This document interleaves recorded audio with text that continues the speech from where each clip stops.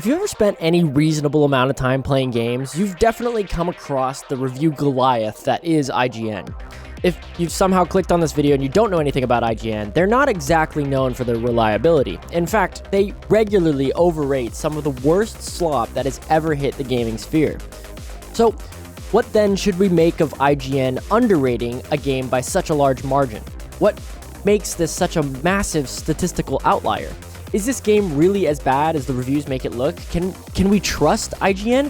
Who is IGN? Maybe Nintendo really just has lost their mojo. All of that and more coming up. Real quick though, if you haven't hit the sub button already, please go ahead and give it some love. It's right below the video. It really helps me out a lot. Thank you. Anyways, let's get on to the video. If you haven't already heard, Nintendo recently released a new Mario and Luigi game, the 8th in a series that almost met its end with its previous entry. And this wasn't due to the fact that the last game sucked, but it was released on a dying console in its 11th hour. While some fans are excited for this game specifically, it being Mario and Luigi, I think most fans are just excited that they get another game on a console that has already given us so much. Despite this, IGN has made their opinion loud and clear. IGN gave their first 5 out of 10 to any first-party Nintendo game, and I was curious to see what that actually meant. So I played this game a little, and I was pleasantly surprised. It's funny, gorgeous, the gameplay is overall fun and engaging. With a score like 5 out of 10, you'd think that this game may not run at all on the Switch, or there could be a chance that Nintendo runs over my family if I buy this game, but no, it's actually quite endearing. Let's give a little bit more perspective if you're not familiar. Of the 5,000 games that have been released to the Switch, only 24 are ranked lower than it, and another 25 games are ranked at the same level. Let me say that one more time just in case you'd missed it. Of the 5,000 games on the Nintendo Switch system, only 24 games are ranked lower than a 5 by IGN. So, what on earth makes this game so bad? It's in the same league as Bluey the video game, and like a bunch of bad FIFA ports. A 5 by IGN is typically reserved for only the true glue eaters, the ones who really didn't work hard to be there. Not a first-party Nintendo game, and one that I'm currently playing and having a fun time with. IGN also seemed particularly proud of this review, as they posted it on their Twitter 6 different times. So what makes this review so special? And what makes this game so bad? So let's do a little analysis. IGN doesn't rate every game, and there's no real way to check exactly how many reviews that they've done per system, but we can estimate based on what we do know. So now the Switch has released between 4,600 and 5,500 games. IGN has reviewed over 1,000 of them. This could be 1,001 or 1,500, but probably not 1,999 because they would just say 2,000 at that point. So let's just split the difference and say that IGN has reviewed 1,250 games, or roughly 25% of all Nintendo Switch titles. So as of this year, of the 1,250 games that IGN has reviewed for the Nintendo Switch, 5 of those games for the Switch are considered a 2. Of these games are games like The Walking Dead, Destinies, Nerf Legends, 2 different FIFA ports, a game called Flashback that I don't think you can even run on the Switch. That's right, a game that you can't even open on the Switch didn't score a 0, it still scored a 2. These scores are crazy inflated, but we're going to get to that in a minute. Alright, so next up is 3s. So 5 games for the Switch are considered a 3. These games are honestly all share the same traits with the games that were in the 2 category. They're buggy, they don't work, low FPS, and are just not fun. Games that got a 3 include Skull Island, Rise of Kong, WWE 2K18, and Cooking Mama Cookstar. Likewise, there are 14 games for the Switch considered a 4. These games are very similar to those in the 2s and 3s. I really don't know how they decided that some of these games would be granted a 4, and some of these would be granted a 2. It seems to me like pretty much all of these games would be giving it 0 if the reviewer reviewing it had any integrity at all.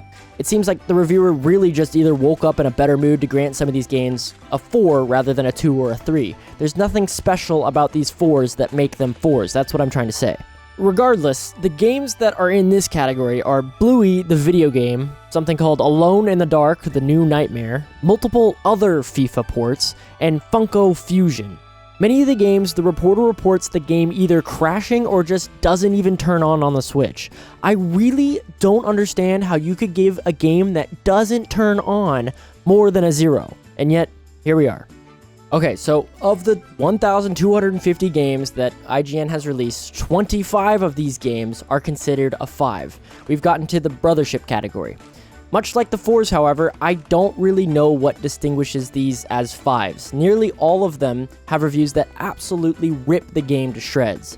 You read some of these reviews and think, oh man, I will certainly never play anything that someone has so much bad stuff to say, and yet somehow the reviewer still has all of that terrible stuff to say and doesn't have the chutzpah to actually give it an appropriate score.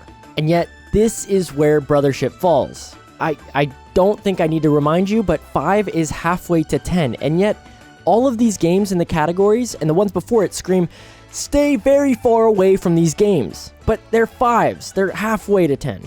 So IGN clearly doesn't know what a 5 actually means. So let's try to curve their scale just a little bit. 25 of 1,250 is 2%.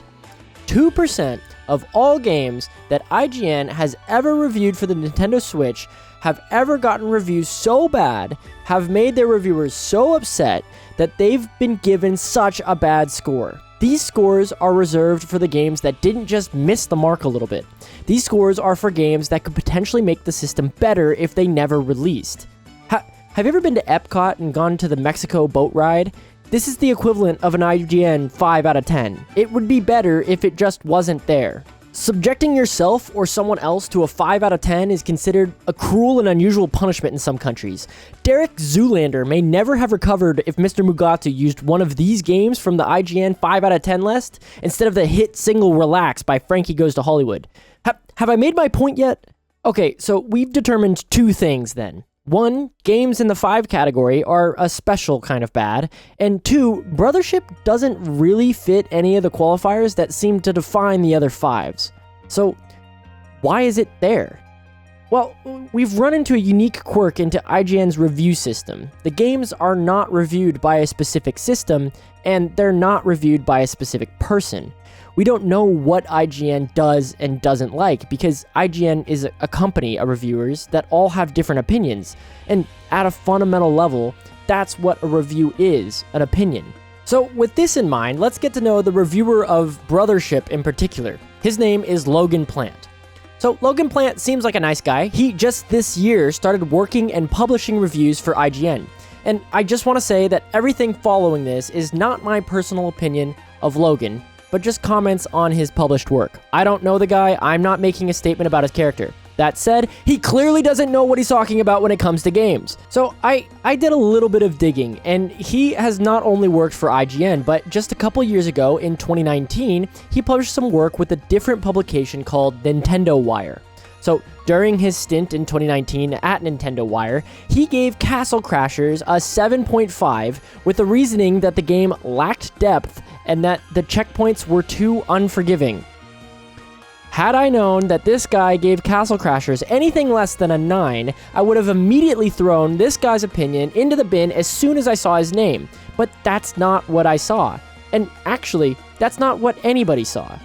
Everyone only saw that IGN gave Brothership a 5, and IGN still somehow is a respected publication.